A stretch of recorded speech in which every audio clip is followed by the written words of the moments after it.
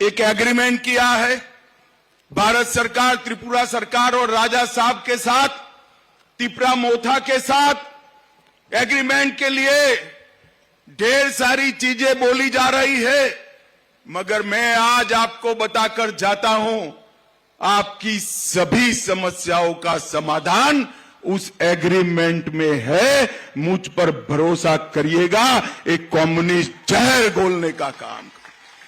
त्रिपुरा की जाति और जनजाति दोनों के बीच में शांति रहे, दोनों का विकास हो और संघर्ष की जगह विकास के रास्ते पर त्रिपुरा आगे बढ़ पड़े, इसका एग्रीमेंट में पूरा ध्यान रखा गया है।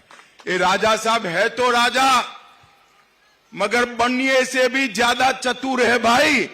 छोटी छोटी चीज पर आपकी सभी हितों का ध्यान उन्होंने रखा है और मोदी जी ने इसको आशीर्वाद देने का काम किया है। भाई और बहन,